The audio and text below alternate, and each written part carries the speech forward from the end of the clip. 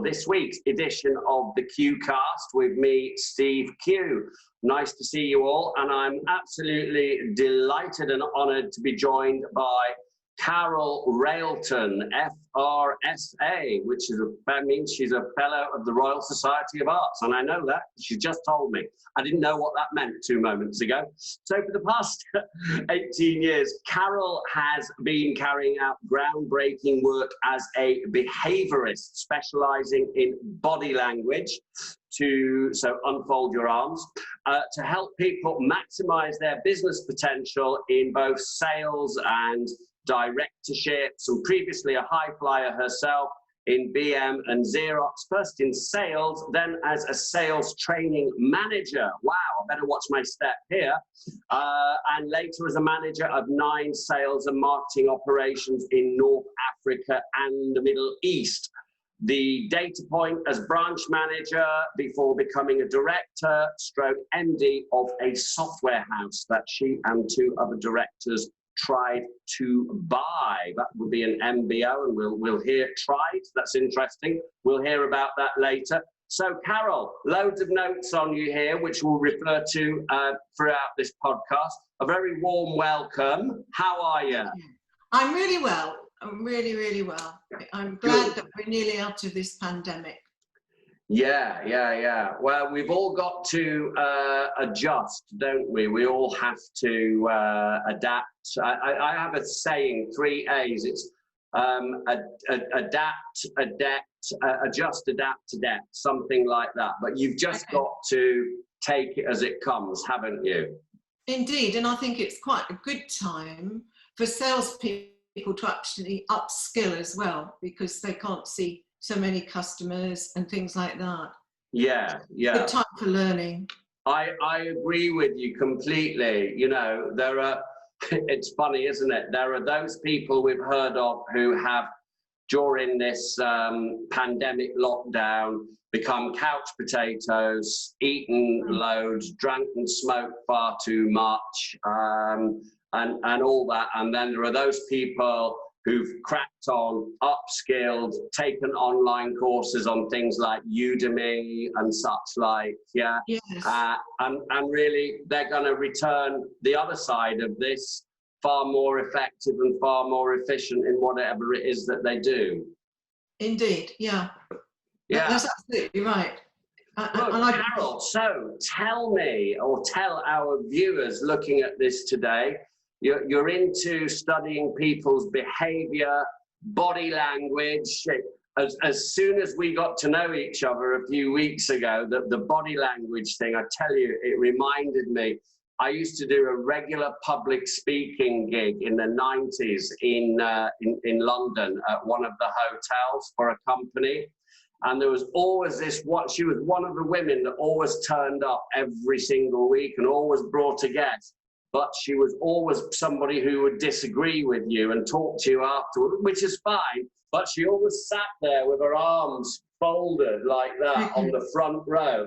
And I tried always to avert her from my gaze, because that sort of body language and that looking at me as if she was questioning and disagreeing with every remark and everything that I said and really stripping it down, it unnerved me, even though I was a confident speaker. So as the person speaking at the front, I was looking for the people who were nodding, smiling, putting the thumbs up, you know, repeating a few of your last words, the fans, yeah? What's your take on that sort of thing, Carole? Well, I think we have to be careful with the arms folded, because let's say you're at home with a beer and you've got your legs up on the coffee table, watching a rugby match, a football match or something. Very likely you'd have your arms just under your chest, and you wouldn't be deflecting. You'd be actually quite relaxed. Yeah. So where you do these movements is really important. So not only are the movements important, but the environment you do them in is important. So if you do get someone like that in the audience again, I mean, obviously you're not going to mimic them because it's going to be double pain.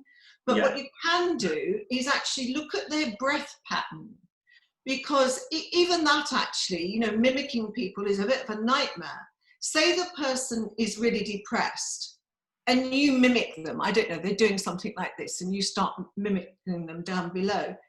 You're just going to spiral into depression. It's not actually going to help you. So for me, mimicking can only be done after you follow the breath pattern. So with this lady in the front with the folded arms, I'm exaggerating my pauses in my breath to get this across. Yes. If you could have spoken to her and said, hello, Joe, or whatever her name was, tell me, what did you think? And then you could follow her breath pattern and respond in the breath pattern, you would be inside her bubble. And we had this word bubble way before the pandemic. So you would be in her bubble and you could actually control her. Now, obviously, I don't want to say this is about control, but actually you can control through the breath. And if you get someone who's very angry with you, for instance, if you can rise up to their pauses and breath pattern and go at their speed, then you're able to slow it down and come back to a more neutral behavior. So breath's actually very important. I mean, it decides your life and whether you're dead. Yeah, I can identify with that. Yeah, from another. So some of the things that you said to me there sound very NLP-esque. The mimicking, as in mirroring somebody, matching someone's breath patterns, etc. Do you incorporate NLP, or have you studied that and you incorporate it into what you do? I'm qualified in NLP, but the sort of things I'm talking about, I was doing way before I knew about NLP, but I've subsequently done it. And sometimes, yes, I do incorporate it. You're right. It's very easy, and I have many things that I can call on. So, yeah. The funny thing about neuro-linguistic programming, I mean, I was a fan of it as soon as I saw Bandler, because he's just such a character. You know, he's mad, isn't he? He doesn't give one at all. Yes, you know. Indeed. But I was into Tony Robbins since 25 years ago. I mean, not fanatically, but I like Tony Robbins' stuff. So I was into Unlimited Power, Unleash the Giant, and all that sort of thing. But when I started looking at NLP, I realized that being a reasonably good natural communicator, which a lot of those skills, I guess, I picked up as part of my environmental conditioning from my mum, because she was a first-class communicator. I realized that I was doing a lot of those things that in NLP, like, you know, not mimicking people to the point of it appearing impertinent or anything, but, you know, just sort of mirroring people and trying to basically, it's a way, I think I was probably doing it though to fit in more than anything else. You know what I mean? Yeah, yeah. I think all of these tools are useful is how much you use them and how much you understand yourself and the other person. Because if you are confident and your conversations naturally flow, then you're not going to want to incorporate too many other things. You have a natural ability. I mean, it's like charm, really. You can't really train charm. God, I can't even say that. Train charm. It's something that people have or they don't have. You can begin to build on it, on your own personality, but you know, the magnets that walk into a room and wherever they go, in whatever environment, they attract people. They're unique. They weren't trained to do that. That's inherent in them. So we're saying that you can't manufacture charisma, right? I think you can, but not to the same level. I think you can create anything you want.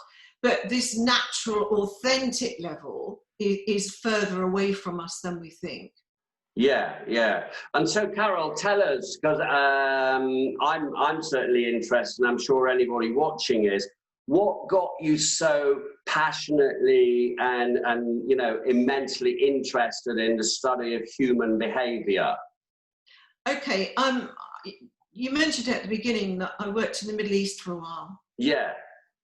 And during a very large negotiation for Xerox, it was the Algarve Bank actually, we lost we didn't get the business. And I told my director in the States that we would get the business. And please can you alter these 5 items on the contract, which was a worldwide contract. So you can imagine how difficult it was to get it altered. But I put my neck on the block and said we would get the business. And it was $17 million. So it was massive. We didn't get the business. And my interpreter was telling me things that I knew weren't correct. I could see there was a mismatch with the body language and what he was telling me. But because my Arabic is really limited, I couldn't take over the negotiation or the sale. And from that, and I had to tell my boss, you can imagine what that was like. Yeah. I didn't phone on the day, I have to tell you. But anyway, it was massive for me. So from that day, I decided I'd learn everything. And I was flying around so I could read books, I could listen to audio cassettes and things like that. And that's what I decided to do. And then I realized that I was sort of further ahead than most people, because I was talking about the breath as being a behavior, which wasn't in any books 20 years ago. I think I was the first one in the world to mention breath in my book. And then more latterly, I've been working on the difference between men and women in the boardroom. I do a talk, I think called Sexes in the Boardroom. Okay. And when we're doing it after dinner, the people you're sitting with before you get up and talk say, oh, you're the girl that's going to talk to us about sex in the boardroom. So it's always quite an interesting talk to do. I can imagine. Yeah, especially after a drink.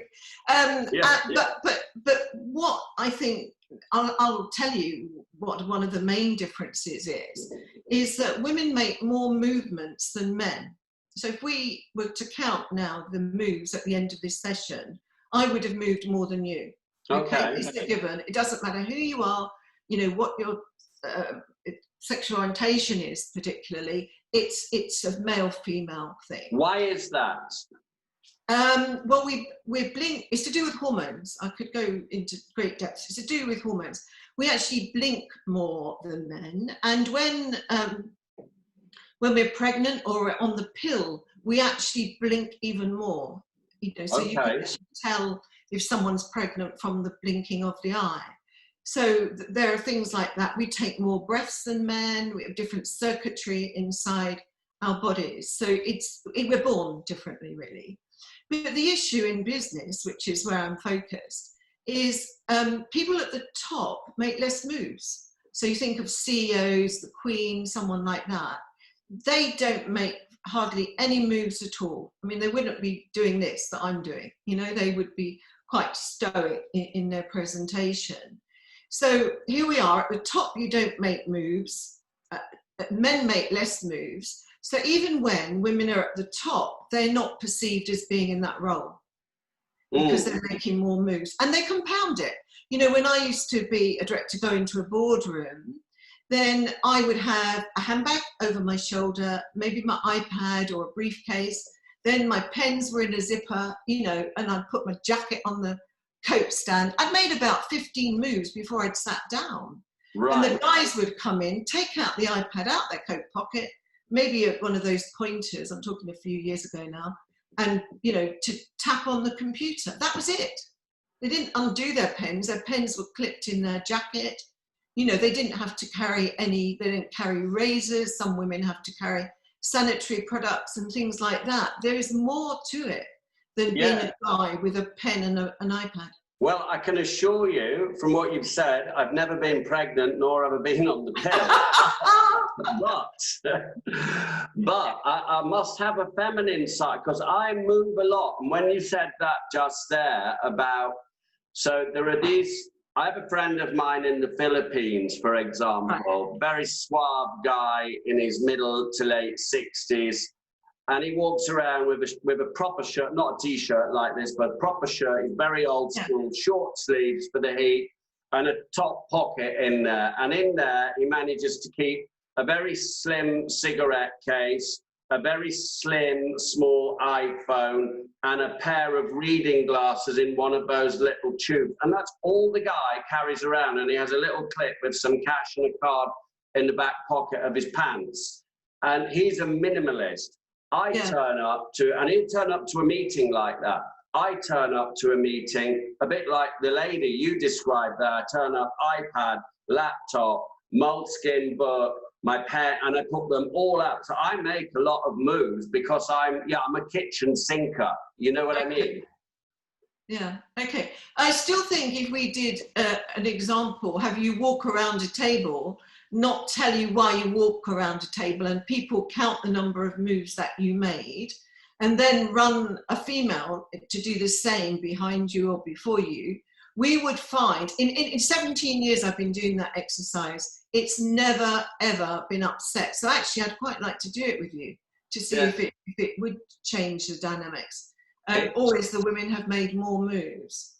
So it's a bit of a natural law, you're saying, in a way. Yeah. And so how I mean, I probably know the answer to this question, but in the face-to-face, I do a lot of training on telesales, and we'll talk about that as well, where we have to focus more on voice inflection, listening skills, because we haven't got the face-to-face. We can't press the flesh, we can't sit down and have a coffee and all that. But in these boardroom situations, how many decisions do you think get altered or very, very severely influenced unconsciously by the decision makers from the body language that they're unconsciously reading from the rest of the people in the room? It's a really good question. I just did some work with CPA, Chartered Public Accountants, and it followed on from some work I did with Security Industry Management Association. Okay. That's the first time I've remembered that actually in full. This is really interesting because they've actively promoted women up the ladder so that they have a smattering of women and disabled people at those top levels. And when we looked at the board, one of them, we looked at the board meeting, when women see a guy doing this, if I'm talking to you and you suddenly, gently, probably not as severely as I'm doing, but you start nodding, most women would think you were agreeing with them. Yeah. What you're actually doing is listening and digesting. You haven't made your mind up yet, okay? Would you? Yeah. But so that's a miscommunication because the woman delivers her pitch or whatever it is, thinks the guys are agreeing because they're nodding, doesn't think to give it any more power. You know, it's a done deal with her. And if you reverse that and have the guys pitching to the woman and she nods, they just think she's digesting the information and they will push now because they want a decision. So that's true in sales, that's true in the boardroom. So yes, I think a lot of influence is misconstrued because of things like this. I can see that. Dependent upon say the man or the woman's perception of that particular body language, there's obviously a mismatch there. One thinks it means one thing, one assumes it to mean another. I was mentored by the late Richard Denny on a number of occasions. I don't know whether you ever came across Richard, but when I'd sit down with him, usually in the IOD or somewhere like that for a session, he would always lean forward and he'd say, "Right, my boy, tell me what's happening."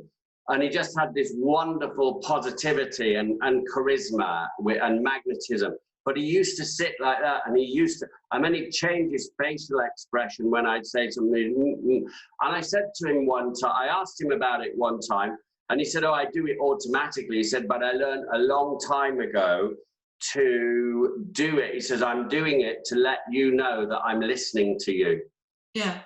Well, leaning in, leaning forward, if you're standing up giving a talk, as you mentioned earlier, if you lean slightly forward to your audience, then you're more connected.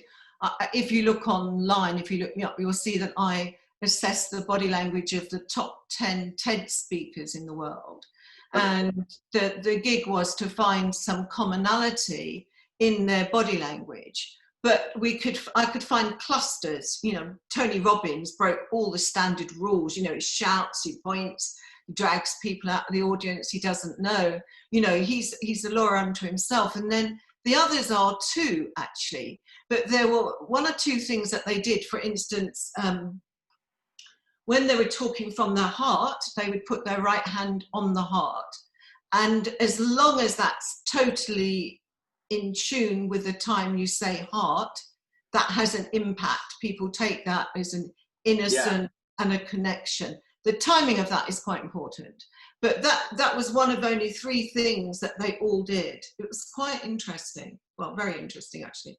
I've noticed recently, it's funny you mentioned that, I've noticed recently, and I've been watching speakers and whatnot for, 30 years more, but I noticed recently there's a lot more of them, they're going like that.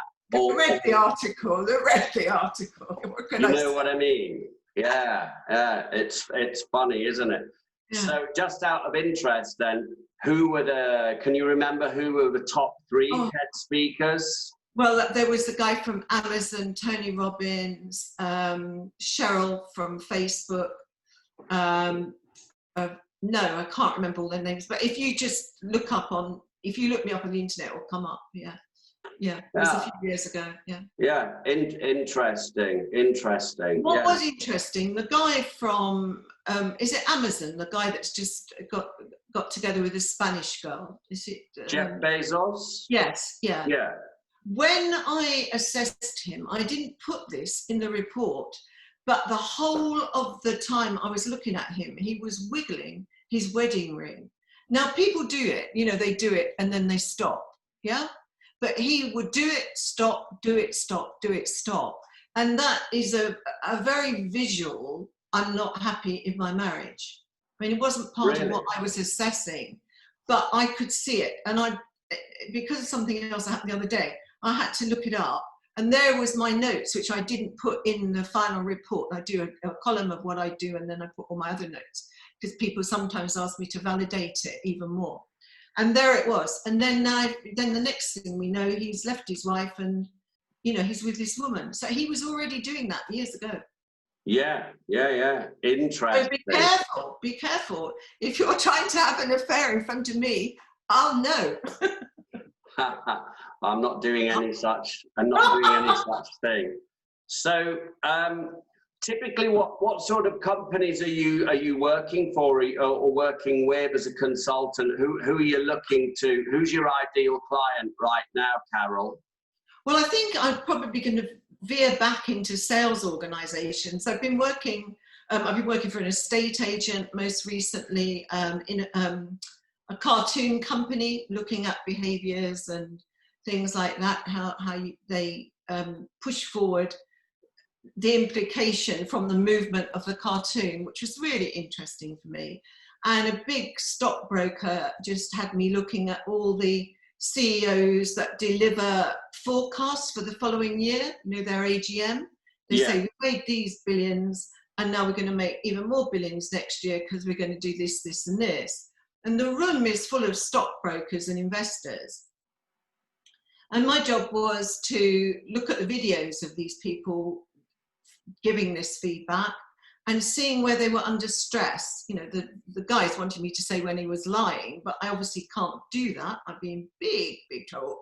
So what I do is I say, at this point in the video, when he says this, he is under stress, and I don't think, I can remember 2 of the things that I don't believe that's in place yet, or I don't believe he's committed to it, or whatever. So I had to make some really quite drastic decisions. So so they can't test that for another year. Do you see what I mean? Yeah. What will happen or not happen. So that's been really interesting. But anybody, in terms of clients, I would like anyone who wants to improve their sales ratio or their influencing ratio. Because as you said about telesales, and I look forward to talking about that, you don't see the body language, and that's where we get telephone rage, because there's no body language element included in that conversation. although I know you can change your body language. You can stand on the chair to get the end of a conversation and things like that. The vibration does carry.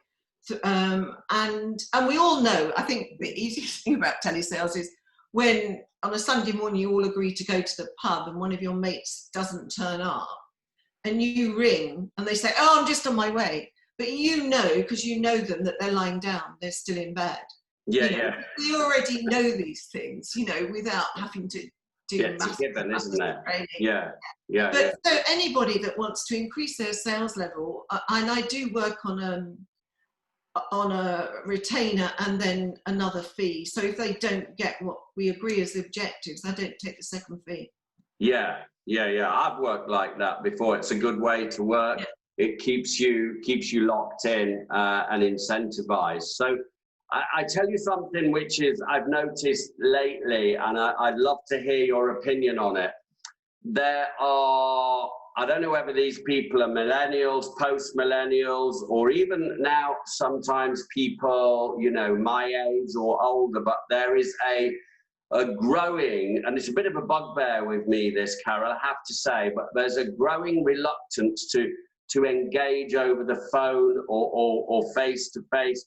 People, they call them keyboard warriors, yeah? Yes, and so what I noticed a lot on Facebook when I was having conversations with people who I didn't actually know personally, looks like the conversation's going great, there's a good exchange backward and forward, and then, so look, let's stop this silly texting, let's have a proper chat, here's my number, give me a call, or send me your number, let me know when a good time is to call. Boom, they're gone. They've disappeared. Yeah. It's like they're, pardon my French, they're shit scared to have a real conversation, yeah? I've not found that so much on LinkedIn. I mean, we met from LinkedIn straight away. I'm up for a conversation, or you, I can't remember which way around it was. Yeah. But I think that obviously, I mean, you've got 3 levels there of communication. You've got sitting down with somebody face to face across a table, you've got the telephone, and then you've got text messages. And I really do feel that with the text messages have got their place, for sure. They're very convenient sometimes, but you cannot get the context, the humor, the charisma, the personality, the chemistry, the transference of feeling that you can get with a phone call. I mean, obviously you can get more of that face to face. What's your view on all that? Well, in my book, The Future of Body Language, I looked at baby boomers, Generation X and Generation Y. Baby boomer, surprise, surprise, myself. And we were brought up, obviously, doing face-to-face communications. And now we've come full circle and we're doing videos, so we don't do too badly. But Generation X are the guys that first started texting. They're the guys who have the phone in their back pocket and didn't need to take it out. They hit all the keys and send a message. And they're excellent at writing. They really are in general. They're really, really good at writing. But they're not very good at communicating, especially with people who are older like myself. They just don't know what to say. And incidentally, they don't credit you either of being up to date with AI and things like that, which is quite interesting. Generation Y are, in my book, and they're the guys that got the handheld, they virtually go to sleep with it, They know where they're getting their next job because it's on the computer. They can do everything through the computer. You've got your cat forward, they probably got their cat back. And they also struggle talking to older people, indeed.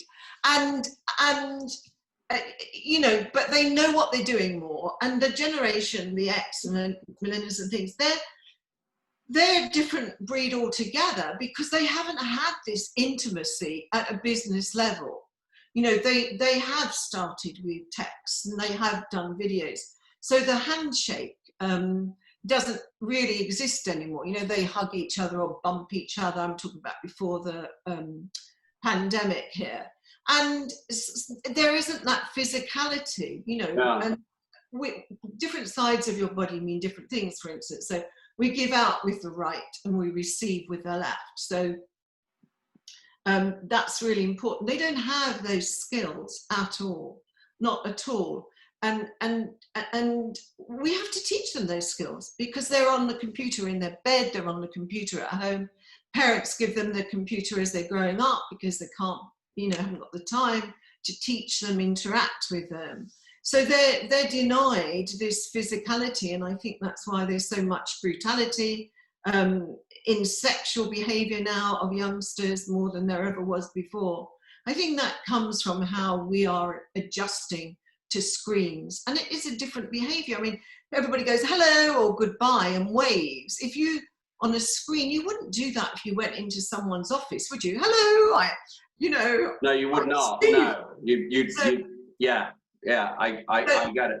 So the behaviours have changed because of this. Yeah, I agree with you. Well, I'm just thinking to my own situation here. So I've got a set, well, he's nearly 18 now, year old, who's going to university, and I think a lot of it is the environmental conditioning that they've grown up with, because if you spoke to him, he's very engaging, very not shy at all. He's not a raving extrovert either, but he's not shy. He will have those conversations and those meetings and whatnot. And he's also got kind of more of a sense of humor of someone from, like I hate this phrase because I just do. Heyday in the 1980s. He's got a sense of humor as somebody like that. He's not steeped in all this. Oh, you can't say this, you can't say that. That means that political correct bullshit. Yeah. So he's very different, but he's been brought up around me all the time, and I've worked a lot from home, and when the kids were young, they travelled with me. So it does rub off, Oh, indeed. The environment is critical, absolutely critical, you're right. And what's he going to study? That would be an indicator. Business studies. Okay, so he's going to follow you, really. Yeah, which is funny because for his A-levels he did art, game design and acting, and yet he's doing business studies at uni. Yeah.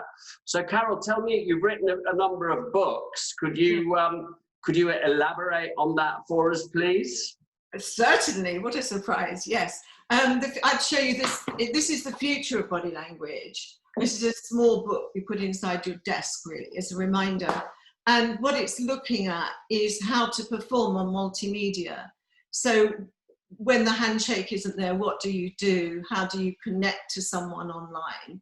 And it gives you some tips about what to do before you go online. I mean, for instance, one of the things I teach my clients to do is you might want to try it. Your audience might want to try it. It's really powerful.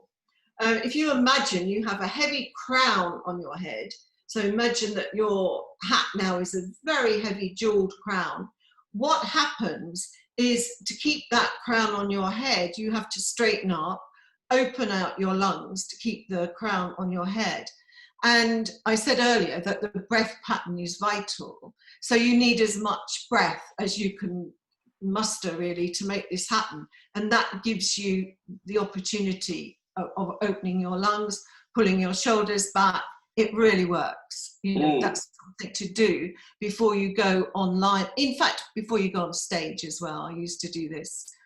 Before, other people hypnotize themselves and things. I used to do that, and then I just walk elegantly across the stage, and there I was. Now, as you get used to things, you spin all of them and just go on stage. So, yes, that it gives you tips for being on a podcast, on a conference call, if you're the only person or if you're part of a group. It tells you where to look at the camera. It tells you to look at the camera rather than look at the screen, because if you've got a nose like mine, it doubles the size of your nose virtually if you don't look at the camera. So there are tips like that, which that one I find very helpful. So yeah, it's a book broken into 3 age groups: baby boomers, Generation X, Generation Y, looking at all the multimedia facets and how they differ and how you can read and prepare for those. I guess everybody has a lot, not everybody, but a lot of people they have rituals before they do something of any significance, you know. Sports people do. I mean, let's bring up our friend Tony Robbins again. I watched the film about him called I'm Not Your Guru. I don't know if you've seen that. Is that the one where he helps the guy whose marriage is on the rocks? Or? Oh, there's loads of. Okay, I don't know which one it is. There's loads of people, but you notice, you see him. He has a ritual where he spends some time alone, even though he's done it a million times before he goes on the stage. And he's got like a little trampoline that he jumps up and down on for a few minutes, presumably to get his endorphins and his adrenaline up. And then he just runs out on that stage, and then I guess that because it's so hardwired into him, and he's getting all that energy back from thousands of people, the whole thing just goes on to autopilot. And like I said, he's done it a million times before. Yeah. So we all have these kind of rituals, and I've found actually before doing anything of any significance, jumping up and down, some star jumps, some push-ups, providing you've just got 2 minutes the other side of it to get your breath back, it really, really helps, you know. That's good. The whole physiology thing, like he taught us way back when, the quickest way to change your emotional state is to change your physiology, yeah? Well, I agree. It doesn't matter if you start with the body language or you start with the mind. And my preference is to start with the body. You know, so if I was doing, I mean, I did a 3-hour presentation to Google London, which is a fantastic thing to do at my age. Everyone in the lift was like half my age. They were all taller than me and they're all slimmer than me. I thought I was on another planet, actually, when I went into that building. It was incredible. But notwithstanding, it was very well received. And before I walked on stage there, and it's a massive stage, it's like a runway, you know, it's a really massive. And there was a picture behind me and my face was bigger than my whole body as I walked on stage. So, you know, it's pretty damned significant. And what I did before I went on stage there was to stand with my arms in a V and my legs mimicking it the other way, so an N if you like, and hold that pose behind the stage before I went on for a couple of minutes. And that changes the hormones, which is what you were alluding to there, the physiology. Right. That changes the hormones. You get testosterone. I know that's a predominantly male hormone. I don't want to be a man, but what it does, yeah, you'd hope so. That. Pardon? You'd hope so. It was predominantly male, wouldn't you? Yeah, indeed. So, but it has things in it, you know, which give you the confidence and the charge. So you only have to do that for a couple of minutes. It will change you. If anyone is nervous about going for an interview or going on stage, it's a wonderful thing to do. But I would suggest you do it in the bathroom, because if you stand in reception doing that, I'm pretty sure the receptionist will tell the person you're going to see and you won't stand a chance. So or you do it out of sight. Yeah, you could be removed by security as well. You never know. Yeah, you never know. So you mentioned in the notes that you sent me that you were in your early or middle 40s when you found out that you were dyslexic. Correct. I was 45 to be absolutely precise. Yeah, and that was quite interesting. It answered lots of questions because I'd never read, apart from children's books, which are in very big print, a book cover to cover, and yet I'd managed 9 countries in the Middle East. You know, I'd been managing director of a company. You know, all these sorts of things I'd done before I realised that I was dyslexic. And in fact, one of my bosses, it'd be interesting if you listen to this, he was a boss at Xerox called Richard Davis, and he's never spoken to me since he found out I was dyslexic, and said to me, I promoted you. You know, you can't be dyslexic. And I said, it's nothing to do with my intelligence level. And in fact, I've got a very high IQ because they test that alongside your dyslexic ability. Right. But he's never spoken to me since. I think it's really sad because he was a really good boss and he was a really good friend, but he just dropped out of my life. I used to see him when I came back into the UK, we used to have dinner. He was a really good sounding board, basically. Very, very bright guy. He went on to work for EY. Yeah. And so obviously, I mean, we all know the most famous dyslexic person is Richard Branson. Yeah. He talks about his dyslexic. I actually, you know, aside of people saying, well, dyslexic, they can't read very well, and, you know, the jokes, you know, why make it such a difficult word to spell and all that. So what does it really, aside of all that, what does it really mean day to day to be severely dyslexic? Okay, to me, I can only answer what it means to me. I probably read much more slowly than other people. But if you think about all the management reports I had to do in the assessment centres I did at places like IBM and Xerox when I was working there, I was obviously in tune with what's going on. So I think we are more intuitive for a start. Yeah. We can feel things and see things much more quickly than other humans. And that applies too with humans and animals as well. I saw, I don't know, perhaps I shouldn't go into this story, but I saw an animal, I knew it was going to go wild. And I told my friends to get out this field, and they were all, you know, slightly pissed up and said, oh, Carole, you know, and then, you know, I was out the field by then. But anyway, so I think we're more intuitive. On a day-to-day, I write articles. I've written 3 books. I write articles that are syndicated now into the Khaleej Times in the Middle East and the Gulf News. So they're being shown all over the world. And it takes me a long time to write those articles. I know what I want to say, and I now dictate them, so I don't have to type them. So the coordination between my mind and my hand is not good, although I'm an excellent pistol shooter. But it's the words get jumbled up. And I think in years to come, it will just be a sight problem, like short-sighted, long-sighted. It will be something you can correct through glasses, because wearing tinted glasses allows the letters to be stable on the page for me. Right. And do you think that there's a lot of people out there who are dyslexic and perhaps are unaware that they're dyslexic, and so that because they're unaware of that, it affects their self-esteem or self-confidence? Yeah, well, I got brought up in a house where my sister had a photographic memory, and I couldn't recall anything. It's another problem, is recall, short-term memory. And can you imagine? She didn't have to swat for any exam. I was swatting for exams and failing them, because I would write a load of jumble. You know, I mean, when I did my OU degree, they were the ones that recognised that I was dyslexic and asked me if I'd take a test, because I went mad, because I was just getting, for my essays, just above 40 is the pass mark for your essays. And I was getting like 45, 52. I wasn't getting anything reasonable in my marks for my essays. And I was spending loads of time studying and understanding it.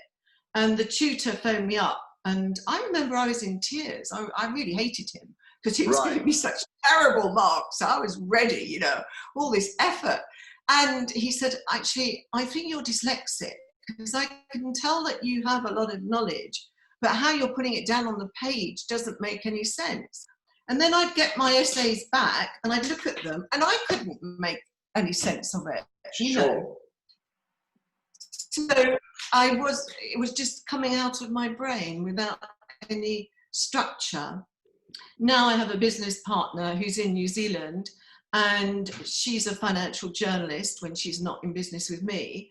So she reads everything before I put it out now. So it's a perfect business partnership, because I do all the photography, all the other, the visual side, which I really love. And she does all the wordsmithing, and it works very well, and we're doing okay. So it's quite nice. Sounds like. Yeah, and it's a time consuming, you know, when you're dictating something and you don't pick up that. Actually, as I've got older, I've got better, to be honest. It's a lot easier for me to write manageable now. Yeah. So, but it wasn't before. What's the you say you've authored 3 books. What are the other books about? One is part of a management series, and it's called A Useful Guide to Personal Branding. And it's very much more detailed than this Future of Body Language. It's about 13 principles of branding. So it looks at how to look after yourself as well. You know, maybe you're not taking downtime, you know, so it looks at meditation, it looks at keeping fit, it looks at joining up with other people so that you expand your business if you're self-employed. I think that's a really good book, actually, better than the Future of Body Language. Well, I'm glad you wrote it. And the third one is the novel. Wouldn't be a very good recommendation if you said, yeah, I wrote the book, but it's crap.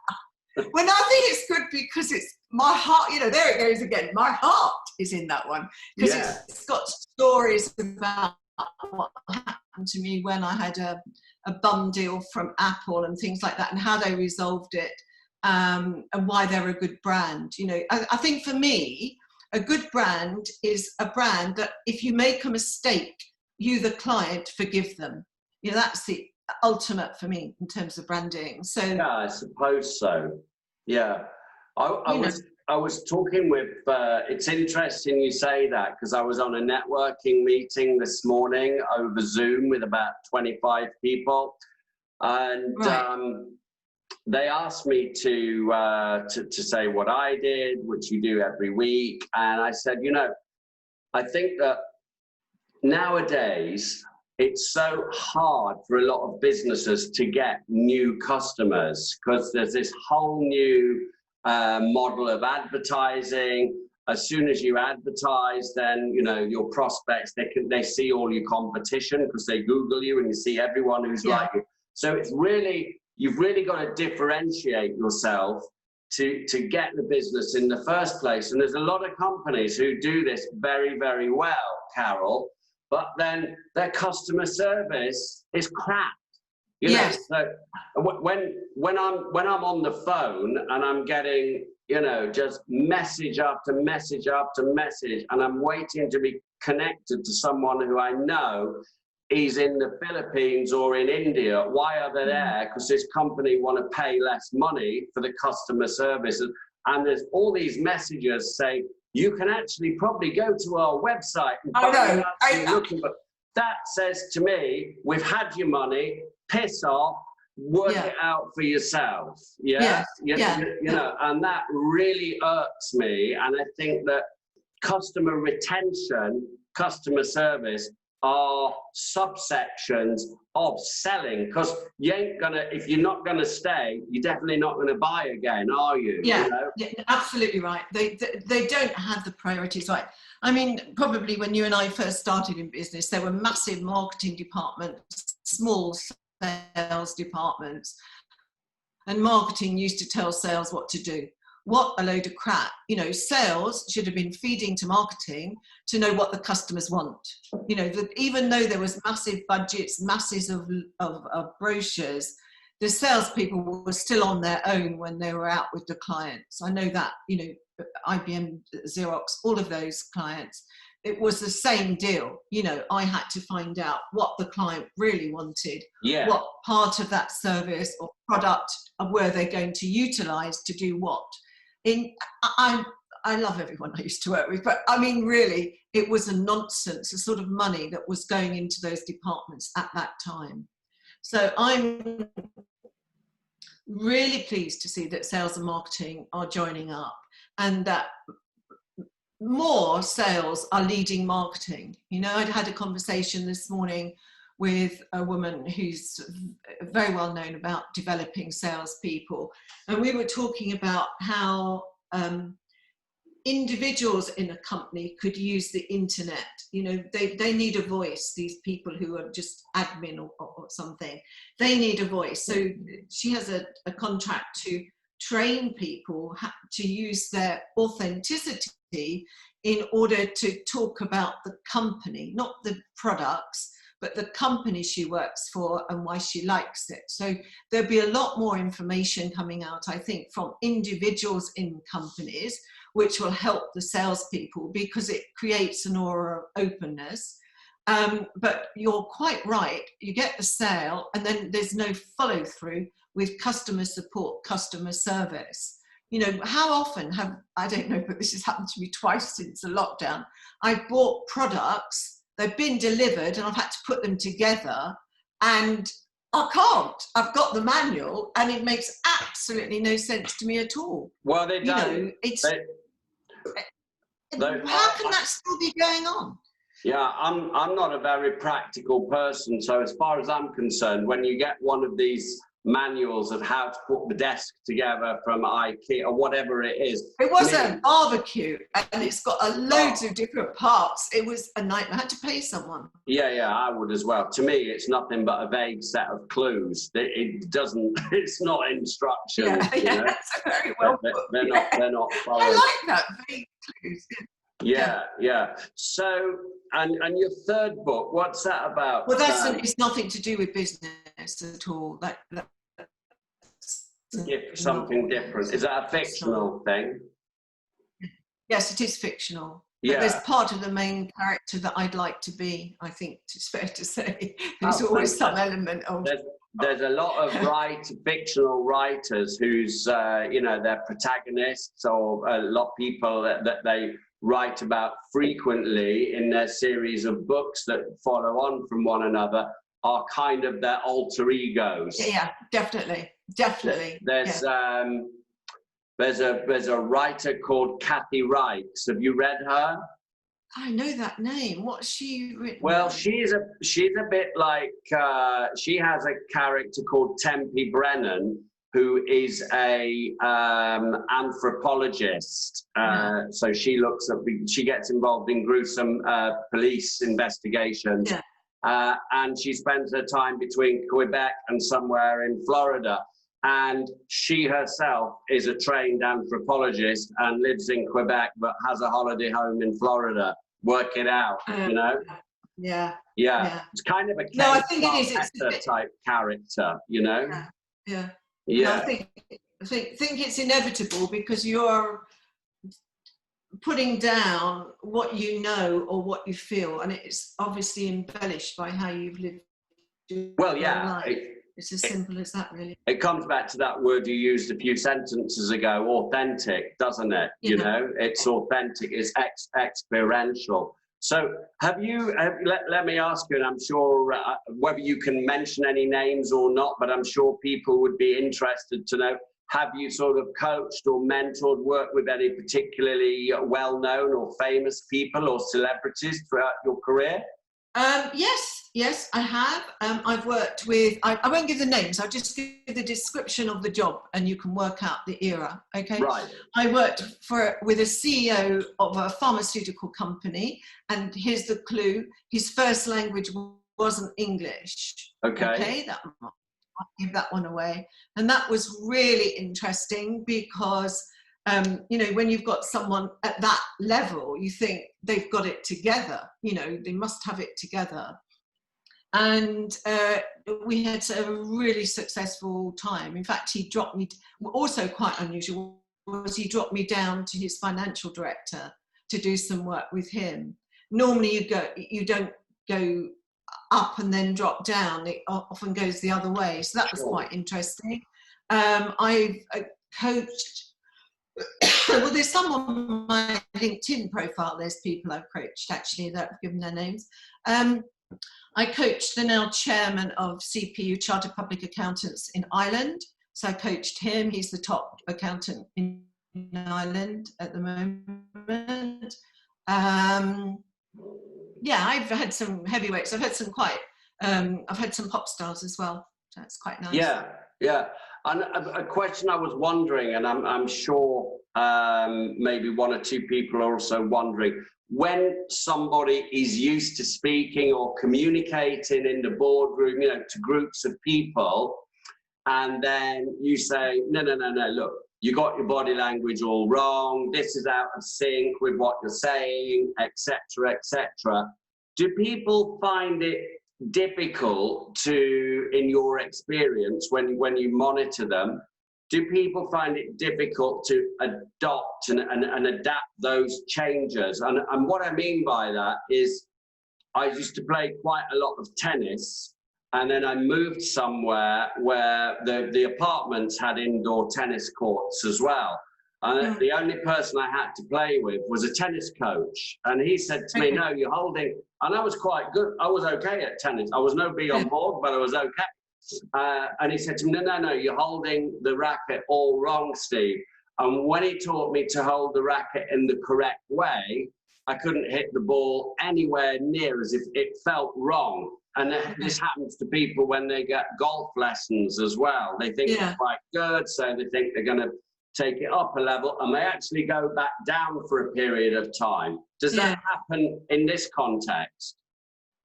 Probably not so prevalent, because you can test it before you change it, because you ask them how they felt, let's say, doing that presentation. How did you feel out of 1 to 10? Did you feel comfortable? Did you feel you were influential? Did you feel you got your message across? You know, there's certain questions you can ask. And then if you say, look, if you had we use this one again, put your hand on your heart, if you'd have done this, that would have showed you were quite humble, you were open to ideas, you weren't as rigid as you were making out. You know, you just talk to them about the person on the screen, which is actually them, and then you ask them to do part of that talk. Generally, not 100%, but generally they feel better because they can see that they're enhancing what they're saying. So in those terms, it works really well. In terms of being in a boardroom and talking to a whole group of directors, which is actually my favourite thing to do, to be honest, because you know they're all very clear who they are and what they're doing. What happens? There's some distrust to start with, you know, like we know what we're doing. We're running this company. It's a multi-million-pound company. You know, who the heck are you? And why did we take you on in the first place? So there's all that bit of ego stuff and fluff that goes on at the front. So that can be more difficult. But when you start explaining that your interpretation as a male director, let's say, and this female director is different, then they start to listen. I mean, I only have to say to people, one of the first words we learn when we go to school is cat and mat. The cat sat on the mat, okay? If I ask a group of people, a group of directors even, you know, can you just describe your cat for me? Write it down, because I don't want you to copy anybody else. Just write down what your cat looks like and what your mat looks like. So you might get a cartoon cat, a black cat, a Siamese cat, you know, a moggy, all sorts of cats.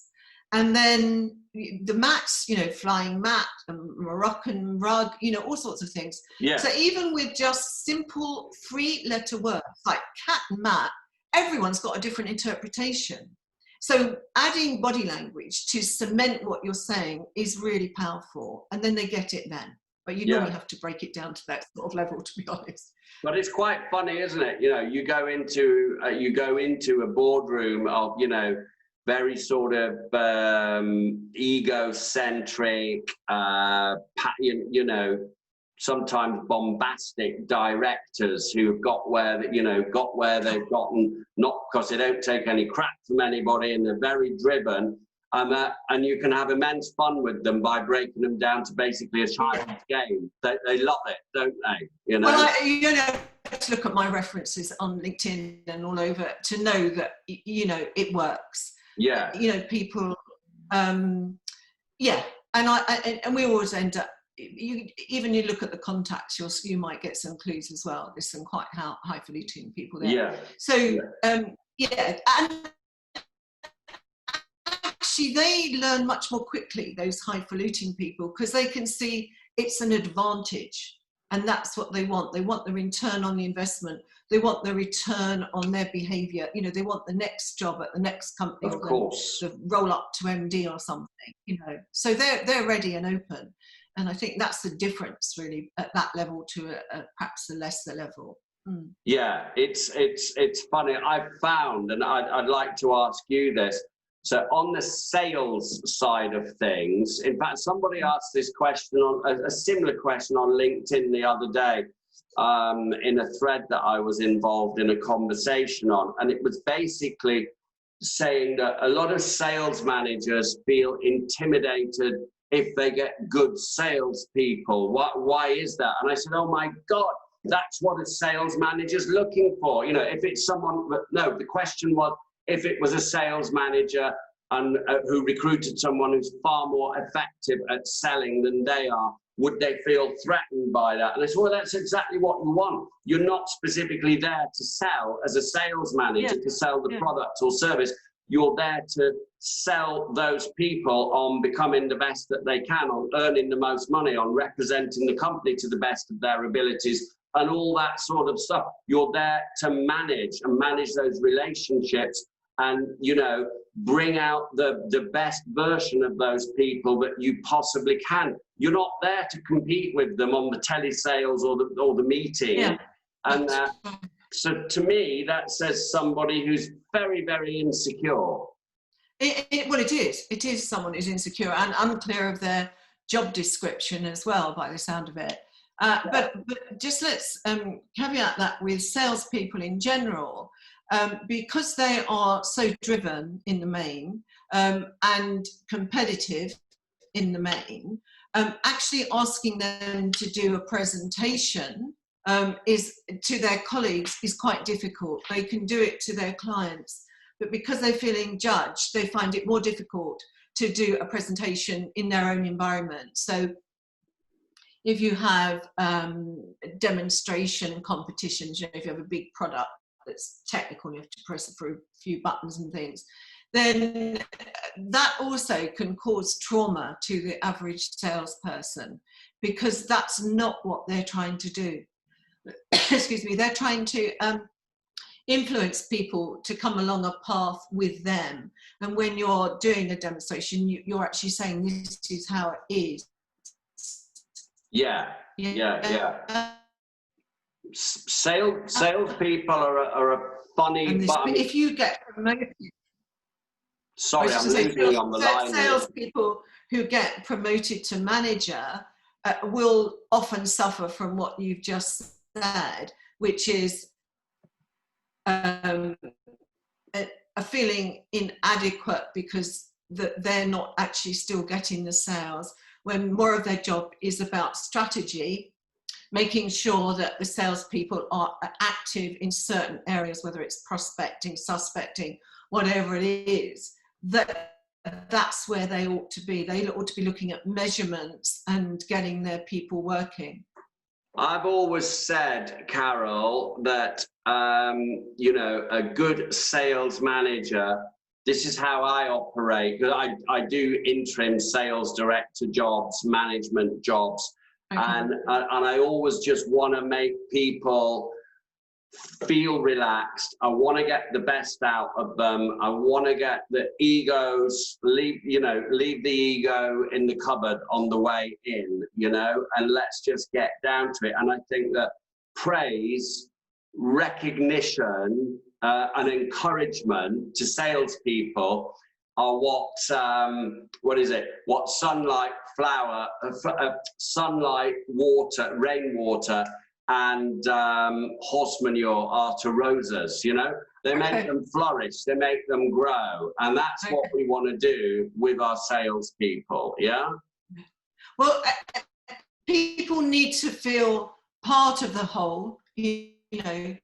And they need to feel that they're making a difference. They're two basic tenets of salespeople. I mean, other people have those needs as well, but the ratios are slightly different with a salesperson. They need to know they're making a difference. They need to know they're part of something, which is generally the big company or the company they're working with. You know, when I was at Xerox, when I was in sales, I had Shell, just one account for a year. And I was working on systems, and Shell had chucked out all their Xerox copiers. So there was no reason to go and check on anything. The contract was in place, I couldn't change it. I had a team of 2 people at the time. I was paid, luckily, 8% of my previous year's salary, thank goodness, which was astronomical. But I really hated that job so much because I never got anything up until 9 months into the year. You know, it was a real struggle. Yeah. So I didn't feel part of anything. at that time. I know that now, you know, I just didn't feel anything. And keeping two other people motivated in that scenario was difficult, Well, I think the balance that to strike for a sales team is to keep people motivated with a healthy level of sort of inter-team competition, but keeping a cohesive team who are all pulling in the same direction together at the same time as well. You know, that it's like being happy, grateful, and grounded for everything you have, whilst having goals to improve that and strive to be a bit better every day. So as far as body language is concerned in face-to-face sales, then people turning up at offices or meeting people, you know, on the motorways, the hotels and that, how important do you think that is for salespeople to have a really acute awareness of their body language and to be able to, or how can they do this, and how can they learn to synchronize their body language with the verbal and the whole message that they're trying to get over, to create a feeling inside the other person, a transference of feeling, which is something I talk about a lot regarding tonality and voice inflection on the phone, to make that person feel emotional so that they'll buy on feeling. How important is the body language sync on that, Carole? Well, in first meetings, face-to-face, it can visual, which includes what you wear and where you're located as well, but up to 85% of the information people take on first face-to-face meetings, this doesn't continue if you see them again, it is a massive amount of information to take on that way. So the verbals are really only 15%, can be on first meetings. So it is vital that you dress the part. And, you know, if you're going into an ad agency, you probably don't want to put your black suit on, you probably put your chinos on and shirt, depending on your company's rule, you know, t-shirt. But if you're meeting in a hotel and you're in business attire, let's assume you're both at the same sort of level of dress, then there are a couple of things that you would want to do. I said earlier that we shake hands with the right hand, yeah? So we give out with the right and we receive with the left. And a way to speed up communication is to actually look someone in the left eye, because that's the receiving side. So if you want to influence someone, and I asked someone, can I tell you a little example? I asked someone to do this to his wife. He's been married for 20 years. He wanted to go on a golfing holiday. She didn't want to go. They don't go on individual holidays. So they had to, at some time, go on a golfing holiday. And I said, well, actually, you can make that happen this year. And this is what you need to do. So I said, what? And he'd been on one of my courses, so he's got more information than I'm going to give you in the next couple of minutes. But in general, I said, you need to sit on her left side. You need to look her, not directly side by side, but as long as there's the inference that he's on the left, he's sitting on her left side. Look her in the left eye. Get in sync with her breath pattern. So you're vibrating at the same level when you're talking. Have both feet on the floor, all right? Take a breath and then ask for what you want and then shut up, you know? And so you close her, you tell her and you close her. Well, I totally forgot about this because, you know, we all went for a drink after the course and, you know, that was that. Sure. And anyway, and I totally forgot. And then on the Monday morning at something like 7:30 in the morning, not my best time, unless I'm speaking to India, he phones me up and said, it worked. We're going to go golfing holiday. Wow. So, you know, I was so happy for him because it was the nail in the wound of their marriage. It seemed to be okay apart from that, really. So I'm so happy for him. I really am, because he's a good guy. So yes, I think keep your feet on the floor. But you think about breath. If you can get in sync with the breath. I mean, in a sexual situation, when you're both breathing at the same time, that's the heaven of it all. Yeah. Our breath expresses where we are. You know, if we're on a plane or a train, and someone sighs, We know they're fed up. We don't have to be told these things. So the breath is absolutely vital when you're in a face-to-face. And if you can get the breath, if you can sit on the left side, look in their left eye, you'll speed up the conversation, because when you look in their left eye, if they are looking in your left eye, then you're in sync.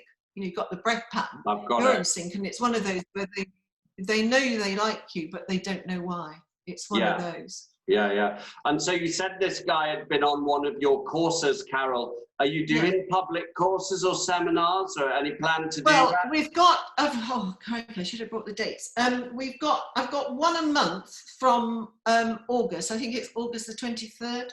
Oh goodness, I'm not absolutely sure yet. So we do one a month from the end of August. They're different things in each course, and you don't have to do one to do the next one. They're individual modules, really. For anybody who's going to be in India next year, I should have been in India right now, as you know, working at a university there, teaching some body language things. And that's now become a public course. So if anyone is in, it's not Mumbai, it's in China, which is South India, where all the monsoons are and everything now. Okay. But if anyone is in India who's watching this, so just contact me, because the university are sponsoring it, so it costs tuppence to go, basically. Yeah, yeah. And have you got do you have a website address for people, Carole? Well, they can go to livingsuccess.co.uk, and there they can buy the book if they want. There's a link to buy the book, which is the same price worldwide. So I post it for the same price. And also when you get the delivery, you get a voucher, which is money off any course that you would do with us. Yeah. Oh, fantastic. But the best place to get me is LinkedIn, I think. You know, it's easy route. And there are 2 Carole Railtons, which is why I have the FRSA after my name with my picture. Okay. The letters after your name. The letters that you like, the charming letters. So that's it. Yes, that's about it. But yeah, I do coaching, obviously, and public speaking. If anyone wants a speaker, I'd love to do more of that as well. Okay, fabulous. And so finally, for salespeople or anyone aspiring to do better in business, could you give any, couple of tips that people can, couple of takeaways for people to use as far as their body language in terms of communicating their message to either colleague? Because I mean, we talk about selling to customers. We sometimes forget we're trying to sell our ideologies or maybe our way of doing things to colleagues, or sell something to our boss to get some more budget. So there's sales going on all the time. Indeed. Yeah. Could you give anyone some real sort of your obvious takeaways, tips? Yes. I think keep both feet on the floor whenever you're talking, and it quite literally grounds you. You know, it stabilizes you, and what you say has more impact. You know, if you think about someone on stage presenting, if they were hopping from leg to leg, you're not going to have as much belief in them as if they stand and are stable and confident. So both feet on the floor, which is difficult for women who wear very high-heeled shoes because their feet are not flat on the floor, and they might want to think about that. I mean, I love heeled shoes, but anyway. And I've said try and get in their breath pattern and look them in the left eye. And when you shake hands with someone, you have the first opportunity to look them in the left eye. So as soon as you can, look them in the left eye, because what you want is a subliminal reaction of them looking you in the left eye, so that the communication speeds up. There is, talk about references actually, there is a reference where the sales director, it's a few years ago, he said, you know, they gave me the brief and I met the brief and everything, and I told that, you know, I take a retainer, then I charge another fee after the contract. And he said, I don't think, you know, I hear what you say, but you won't get your second fee. You know, we're going to break your pattern. I said, okay, you know. And he actually wrote, you know, we are working less hours and making more money. He's actually put that on LinkedIn, which we did not believe. So it does work. It does work if you grasp it. So, you know, phone me up for a 10-minute chat, or have a coaching session, or come on a course, read some books, preferably my little one. And, you know, it's out there. It's out there, and it's vital that you get this right, because it makes your social life better, your performance better. And here's the thing, you actually relax, because it becomes inherent, and you don't, it's not done falsely, it's done naturally. And, you know, you carry it through. You can't sort of lose it when you know it. And we start from very early age. You know, nobody tells babies, you know, if you're trying to feed a baby, you know, and it's had enough, you never told it to shake its head, you know. But babies all over the world shake their head. Babies all over the world, whether they're blind or not, smile. You know, there's some inherent body language. So we learn and utilize body language when we're very young. We cry, you know, give this little face, and we get our parents to feed us from a very early age. As soon as we start speaking, we ditch the body language. Yeah. And when you say that like that, I'm sure anybody who's just watching that now, it's so obvious, but it's the obvious things we forget, don't we? Yeah, yeah. Well, I mean, the sort of, I think I've alluded to a couple of things that I've written about way before anyone else, or discovered or researched. But to me, they were obvious. Now, that might be because I'm dyslexic. I don't know, all right? It might be because I'm brainy. Who knows? Might be because I'm stupid. But the fact is, they came from me, yet they're existing already. I've just highlighted them. Yeah. And that's the simplest things are the most profound, is the way I see it. Yeah, I can definitely identify that. Carole Railton, thank you so much for joining us. Carole, for anybody who's just coming on here, wind back and you get some fantastic tips on body language in business and sales, and Carole's contact details on LinkedIn. She's Carole Railton, F-R-S-A. F-R-S-A. Fellow of the Royal Society of Arts, and because there are 2 Carole Railtons on there, so that is the one you want for anything to do with sales, body language, training, mentoring. Carole, have a great rest of the afternoon, and thanks for joining me on here. Thank you so much. It's been an absolute pleasure, and good luck to you. Same. Bye. Cheers. Bye-bye.